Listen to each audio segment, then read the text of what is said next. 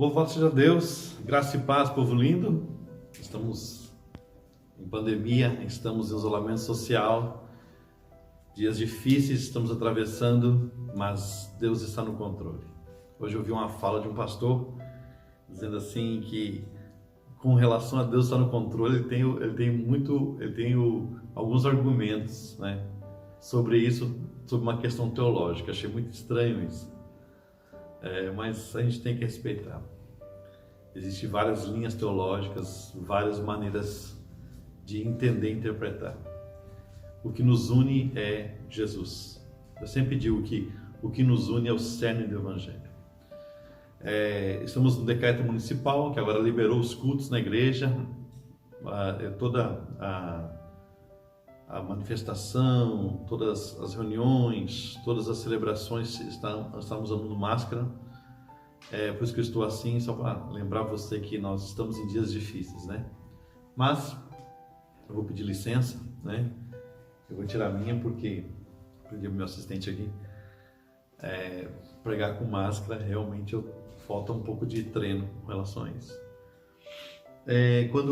Apesar das escolas teológicas a respeito de algumas interpretações bíblicas, a gente respeita porque o cerne do Evangelho, o miolo do Evangelho, a parte principal do Evangelho, ela é inegociável.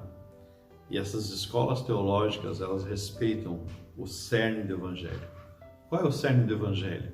Jesus era Deus, estava no seio do Pai, e ele veio em carne, ele encarnou, nasceu de uma virgem, manifestou o reino de Deus com poder e autoridade aqui na terra, morreu numa cruz, ressuscitou ao terceiro dia, subiu aos céus, está sentado à direita do poder, à direita de Deus Pai Todo-Poderoso, e um dia há de vir a julgar os vivos e os mortos.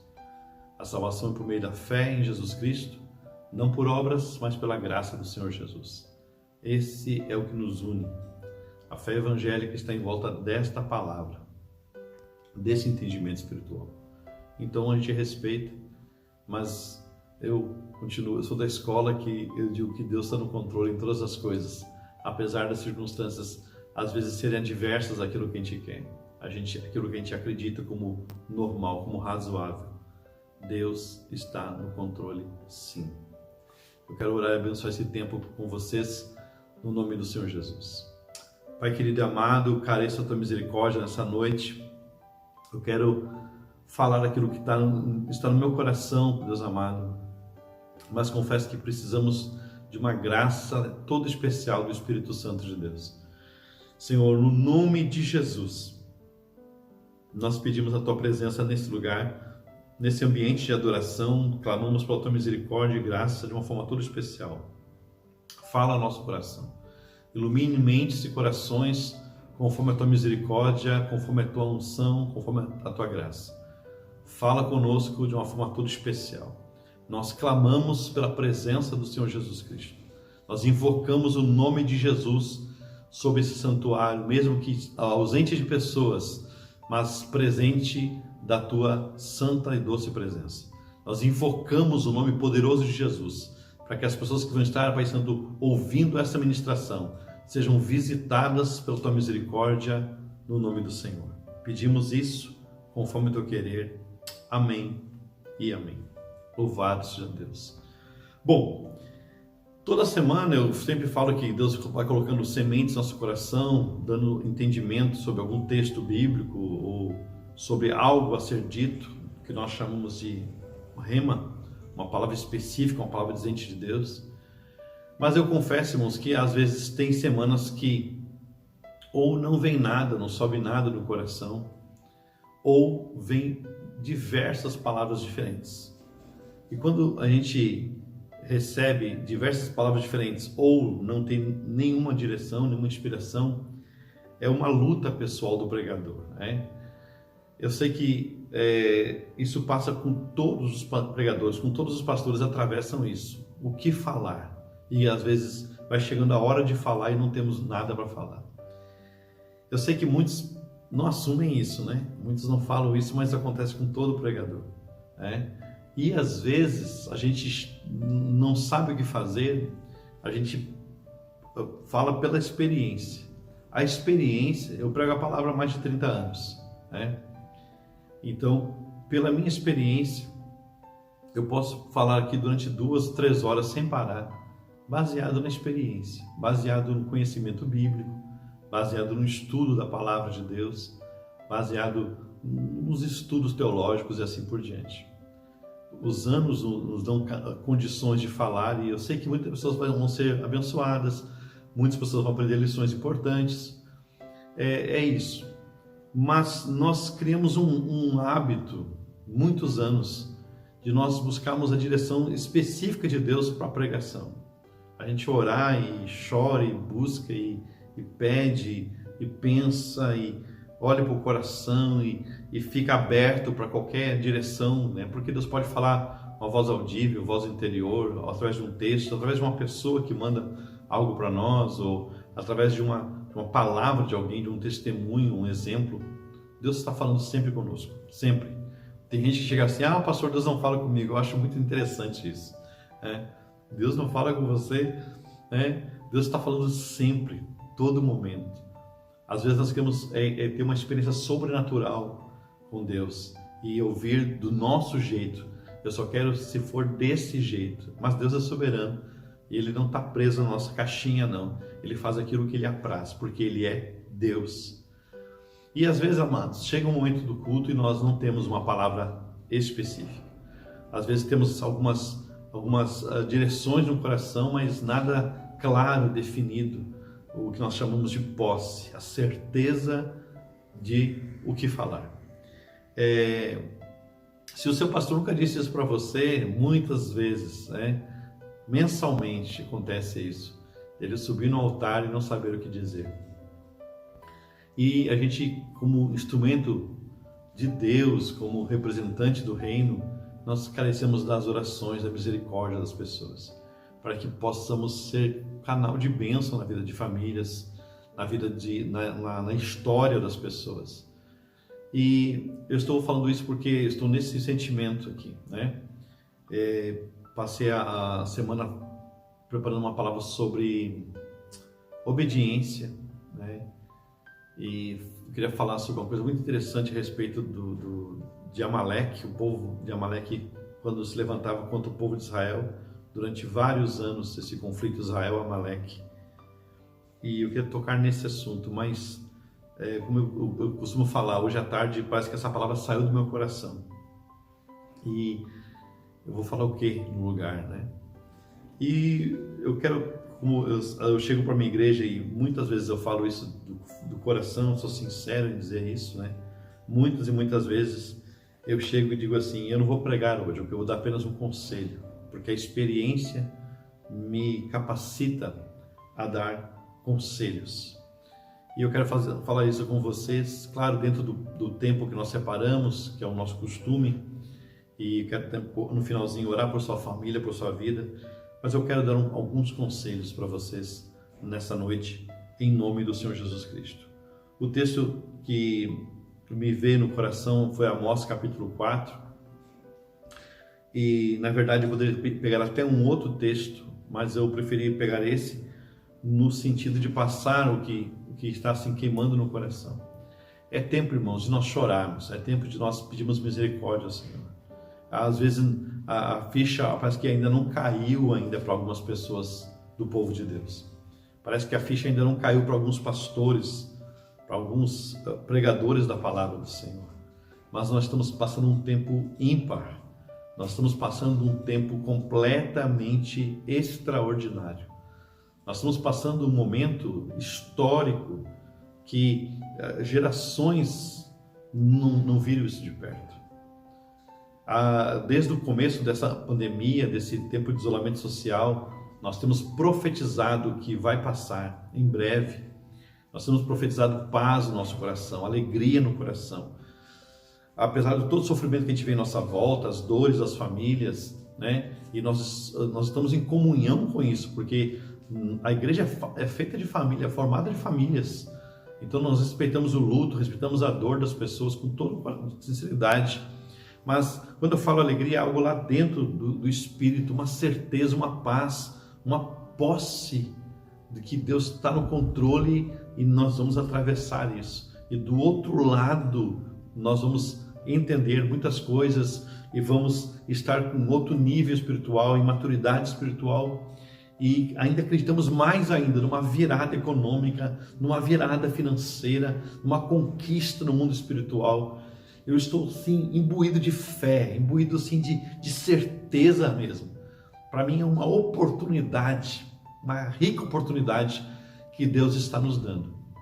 Mas, irmãos, Deus permite essas coisas. Deus, Ele é perfeito, a justiça dele é perfeita. Mas Ele permite tais circunstâncias e com o agravio das circunstâncias, nós temos que prestar mais atenção quando Deus é Pai, né? E toda verdade no mundo natural é uma verdade no mundo espiritual. Então, por Deus ser Pai, Ele puxa a orelha dos seus filhos. Mas quando Deus vem para nós e com um peso diferente, algo mais urgente, mais forte, como está acontecendo agora, nós precisamos prestar atenção. É como se o pai chegasse e dissesse assim: olha, não faça assim, cuidado, olha, eu vou lhe avisar a última vez. É um jeito de nós reagirmos, né? Mas agora quando o pai diz assim, pega o filho pela mão, né, vem aqui, senta aqui que eu quero falar com você. A criança, o jovem diz: opa, hoje está diferente. Pois é exatamente o que Deus está fazendo conosco nesse momento. E não só com a minha vida, não só com essa igreja, não só com a nossa pequena cidade aqui no interior da Bahia. Deus está pegando nós pela mão, colocando na frente dele: sente aqui, eu quero tratar com você, com toda a humanidade, com todas as nações. Então nós precisamos parar para ouvir o que ele está dizendo, porque ele quer nos chamar a atenção. O texto de Amós 4 diz assim: fui eu mesmo que dei a vocês estômagos vazios em cada cidade, fome em cada cidade, e falta de alimentos em todo lugar, escassez, seca. E mesmo assim vocês não se voltaram para mim, declara o Senhor. Eu não estou profetizando que vai acontecer isso. Eu estou citando uma crise nacional em Israel. E Deus está dizendo que Ele está permitindo, está na permissão dele. Fui eu mesmo que dei um tempo de seca para vocês, um tempo de escassez. Mas para que isso? Para que eles se voltem, para que Israel volte para o Senhor. O texto continua, 4:7, também fui eu que retive a chuva, quando ainda faltava 3 meses para a colheita. Mandei chuva a uma cidade, mas não a outra. Uma plantação teve chuva, a outra não teve e secou. Gente de 2 ou 3 cidades iam cambaleando de uma cidade a outra em busca de água, sem matar a sede. E mesmo assim, vocês não se voltaram para mim, declara o Senhor. Deus está dizendo aqui que Ele está trazendo seca para alguns lugares, chuva para outros, para que as pessoas dependam umas das outras, busquem ajuda umas para as outras, vão buscar auxílio umas para as outras. Eu sei que toda vez que a gente fala esse tipo de mensagem, tem muitas pessoas que se irritam, tem gente que se ira e diz assim: é por isso que eu não sigo a religião, porque que Deus é esse que faz maldade para as pessoas, faz sofrimento para as pessoas. Mas, meu amigo, é exatamente o contrário. Ele é bom, Ele é Pai, Ele é justiça, Ele é santo.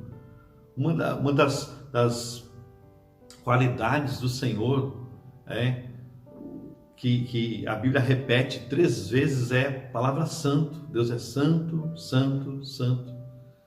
Esses atributos divinos são para nos chamar a atenção da sua realidade, da sua personalidade. Então, o mundo não gira em torno de nós, o mundo gira em torno dele. Nunca foi sobre nós. Aprenda essa lição. Você não é o centro do universo. Você foi criado para adorar um Deus vivo. Ele é o centro do universo. Ele é a razão. Ele é o único motivo para nós vivermos nesse mundo. Ele é a única razão para você ficar de pé nas manhãs. Ele é o único motivo para você respirar. E nos assemelhar a Jesus é o propósito de vida. Adorá-lo, temos prazer na sua presença, eterna alegria à sua direita, é o caminho da vida. Então, não é por você, não é por causa de você. Não adianta se você entende ou não entende, gosta ou não gosta de ouvir esse tipo de palavra. Mas Deus permite as coisas com o único objetivo, não nos perder, trazer-nos de volta para Ele. Às vezes as pessoas não compreendem, mas você compreendendo ou não compreendendo não é do seu jeito, é do jeito dele. E aqui está deixando bem claro, ele permite juízos sobre a humanidade por causa do coração duro da humanidade. Deus não faz nada errado, Deus está sempre correto. É porque a nossa perspectiva é uma. Ele fala, eu não vejo como o homem vê. A perspectiva de um Deus eterno e poderoso é outra. Mas eu sempre acalmo meu coração e descanso nessa certeza que Ele é justo, Ele é absoluto e único e não erra. E que se Ele nos pegasse e colocasse-nos do lado dEle e mostrasse toda a circunstância, Ele ia provar para nós sempre que Ele está com a razão e tomou a melhor atitude. Às vezes a gente não aceita que Deus nos castigue, nos chame a atenção, mas nós fizemos isso com nossos filhos. Então isso é antagônico, né? Se você não quer receber repreensão de Deus, não quer ser puxado a orelha por Deus, é sinal então que Ele não é nada seu. O apóstolo fala, se vocês não são exortados, então vocês não são filhos, vocês são bastardos. Porque o filho, o pai exorta. E quando o pai ama, ele puxa a orelha. Se Deus tem amor por seus filhos, ele os corrige. É bíblico. Então, em vez de ficarmos questionando e reclamando da divindade dele e da soberania dele, nós temos que voltar para ele, aproveitar a oportunidade de voltar para ele. Então, o castigo vem com uma intenção. Vem por causa da nossa culpa, da nossa negligência, da dureza do nosso coração, mas não para nos castigar. O castigo vem para nos chamar de volta para Ele. Isso é a vida. Isso é o tudo ou nada, o sim ou não, ou sair de uma situação terrível como estamos atravessando, com lições no coração que vão levar você para uma vida eterna na presença de Deus, ou deixar essa oportunidade passar e ficar preso ao seu egoísmo, para no final da vida descobrir que Deus estava com a razão. Diante da santidade dele e da justiça dele, ninguém vai levantar a voz. Vai apenas baixar a cabeça e dizer assim: Jesus Cristo é o Senhor, para a glória de Deus Pai. É isso. Então, ao invés de nós falarmos isso forçados contra a nossa natureza, mas vamos ter que falar, porque a Bíblia fala que toda língua vai confessar que Jesus Cristo é o Senhor, todo joelho vai se dobrar e toda língua vai confessar. Confessamos hoje, reconhecendo a sua divindade, a sua grandeza, a sua soberania. O texto continua, 9: muitas vezes castiguei os seus jardins, as suas vinhas, castiguei-os com pragas, com ferrugem, gafanhotos devoraram suas figueiras, suas oliveiras, e mesmo assim vocês não se voltaram para mim, declara o Senhor. Enviei pragas contra vocês, como fiz com o Egito, matei os seus jovens à espada, deixei que capturassem os seus cavalos, enchi os seus narizes com mau cheiro dos mortos em seus acampamentos. E mesmo assim vocês não se voltaram para mim, declara o Senhor.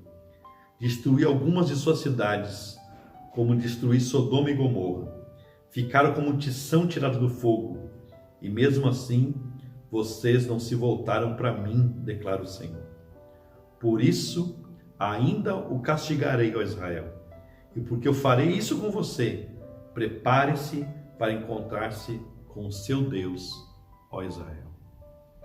Mesmo que você não entenda, eu digo, acredite, Ele tem tudo no controle. E o coração dele como pai é apenas ter zelo por nós para nos ensinar. Zelo para não nos perder eternamente. E por isso a justiça dele prevalece.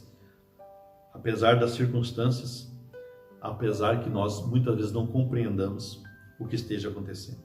Mas eu digo, volte-se para o Senhor. Volte-se para o Senhor. Não é tempo de nós ficarmos julgando.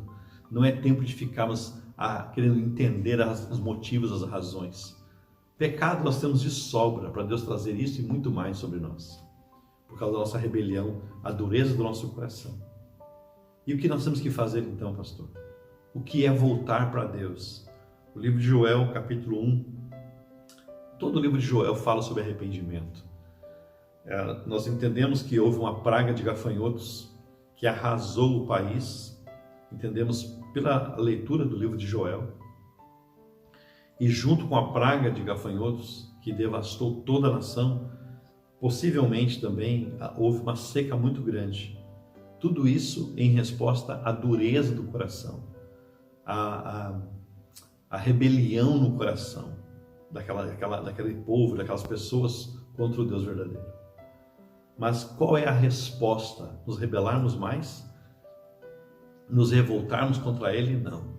A resposta, Joel 1,13, ponham vestes de luto ao sacerdote e plantei, chorem alto vocês que ministram perante o altar, venham, passe a noite vestidos de luto, vocês que ministram perante o meu Deus, pois as ofertas de cereal e as ofertas derramadas foram suprimidas no templo do seu Deus. Quer dizer, a fome era tão grande que não tinha nem oferta para entregar na igreja. Decrete um jejum santo, convoque uma assembleia sagrada, reúne as autoridades e todos os habitantes do país no templo do Senhor, o seu Deus, e clame ao Senhor. Ah, aquele dia, sim, o dia do Senhor está próximo. Como destruição poderosa da parte do Todo-Poderoso, ela virá. Nós temos que nos voltarmos para Ele. Nós temos que clamar pela sua misericórdia, pela sua graça. Nós temos que buscar a sua misericórdia, através do nosso jejum, da nossa oração, da nossa lágrima. Tem muita gente que é filho de Deus e 45 dias de isolamento social, você não derramou uma lágrima pedindo misericórdia a Deus. Mas a nossa posição como sacerdotes, ministrando perante o Senhor, é buscar a sua misericórdia, é buscar o seu favor. 2:12. Agora, porém, declara o Senhor, volte-se para mim de todo o coração, com jejum, lamento e pranto, rasgue o coração e não as vestes. O povo de Israel tinha o costume de rasgar, até hoje no Oriente, né? Fazem isso, quando estão com muita dor, um luto muito grande, eles rasgam a veste de cima, né? Como um sinal de dor. Então ele está dizendo, rasgue o coração e não as vestes. Volte-se para o seu Deus, o Senhor, pois Ele é misericordioso e compassivo, muito paciente e cheio de amor, arrepende-se e não envia a desgraça. Talvez Ele volte atrás, arrependa-se, ao passar deixe uma bênção, e assim vocês poderão fazer ofertas de cereal e ofertas derramadas para o Senhor, o seu Deus. Ou seja, abençoar financeiramente, abençoar as plantações, para que as pessoas pudessem comer novamente e ter até sobrando para poder ofertar em gratidão a Ele. Toque a trombeta em Sião, decrete em jejum santo, convoque uma assembleia sagrada, reúna o povo, consagre a assembleia, ajunte os anciãos, reúna as crianças, mesmo os que mamam no peito, até os recém-casados devem deixar os seus aposentos. Os sacerdotes que ministrem perante o Senhor chorem entre o pórtico do templo e o altar, orando. Orando como? Dizendo que poupa o teu povo, Senhor. Não faças da tua herança objeto de zombaria e de chacota entre as nações. Por que se haveria de dizer entre os povos, onde está o Deus deles? Esta é a oração que nós temos que clamar ao Senhor. Poupa o teu povo, Senhor.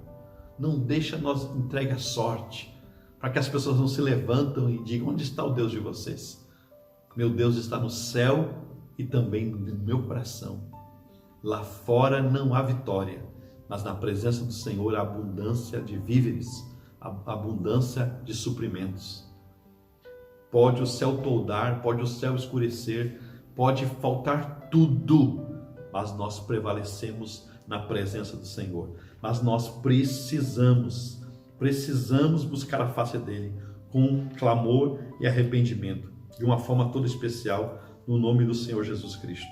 Eu quero encerrar o texto de Abacuque, que veio no meu coração, uma das passagens mais preciosas que tem no Antigo Testamento, uma poesia que exalta a Deus na sua grandeza e diz tudo o que queremos dizer na nossa oração. Volte-se para Deus, busque o Senhor em oração, chore, clame, bata no peito, peça misericórdia, poupa o teu povo, Senhor, que essa pandemia passe e que dias novos venham e que o milagre financeiro aconteça para louvor da glória do Senhor e que possamos sair com uma lição e não apenas reclamando da vida, dizendo que Deus não é Deus, como muitos infelizmente estão fazendo.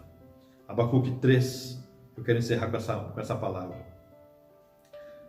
Mesmo do 17 em diante, mesmo não florescendo a figueira e não havendo uvas nas videiras, mesmo falhando a safra de azeitona, não havendo produção de alimentos nas lavouras, nem ovelhas no curral, nem bois nos estábulos, ainda assim eu exultarei no Senhor e me alegrarei no Deus da minha salvação.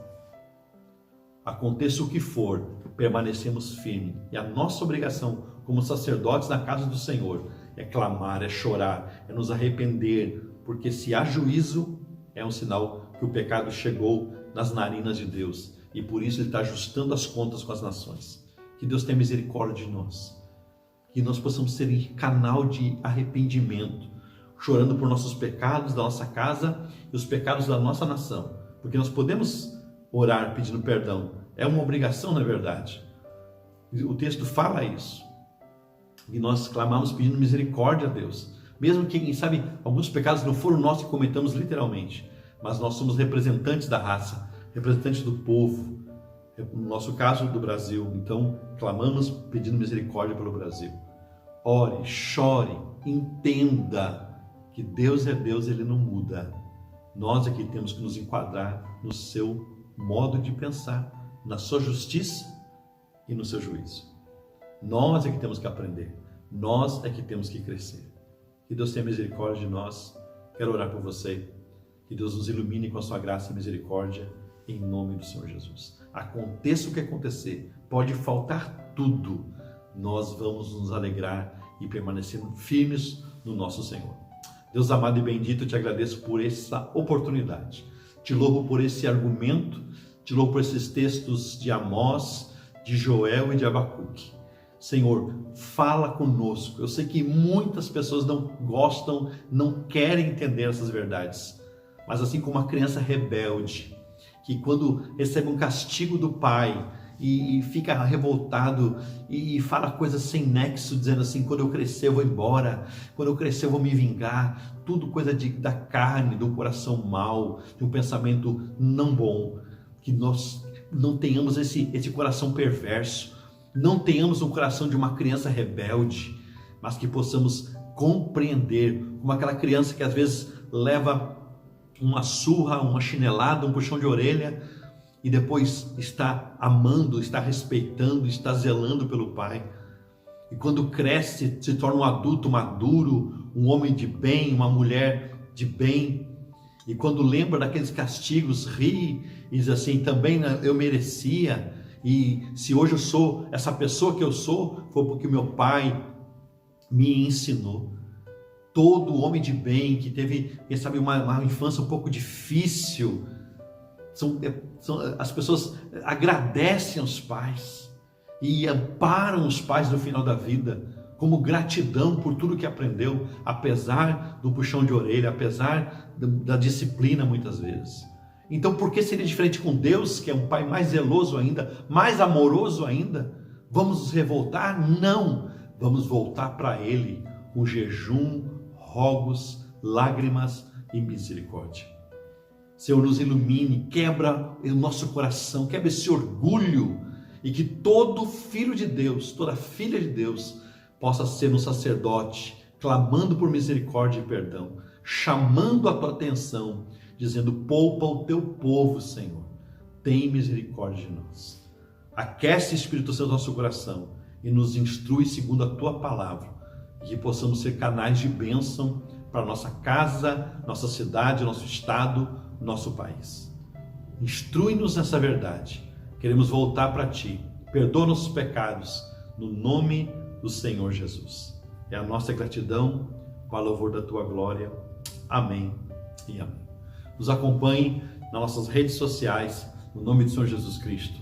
Que você possa estar sempre conosco na semana toda. Estamos ministrando todos os dias pela manhã. Temos o Bom Dia Cidade. Participe, se inscreva em nossos canais. Live na terça, live na quinta, uma pregação no domingo à noite. Deus abençoe em o nome de Jesus.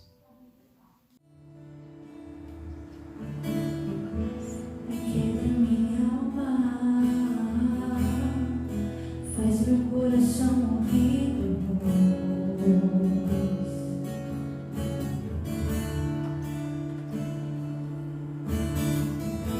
Me chama pra perto,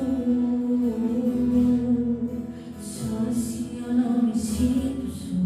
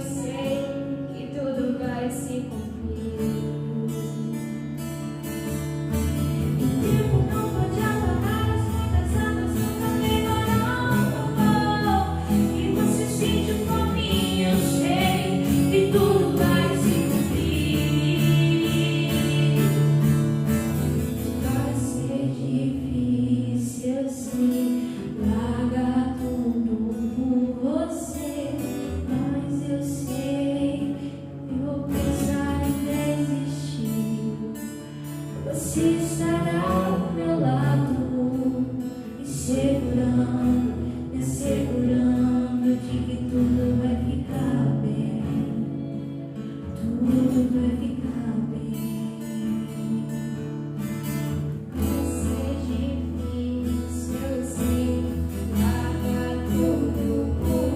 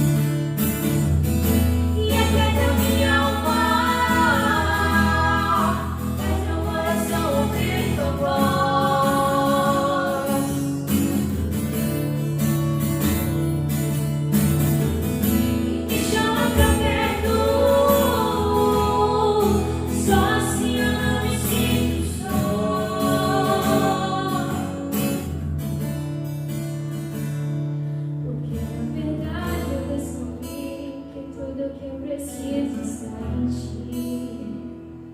Mas meu coração é teimoso demais pra admitir. Sei que defender é como viver perigosamente, mas eu preciso acreditar e confiar no que você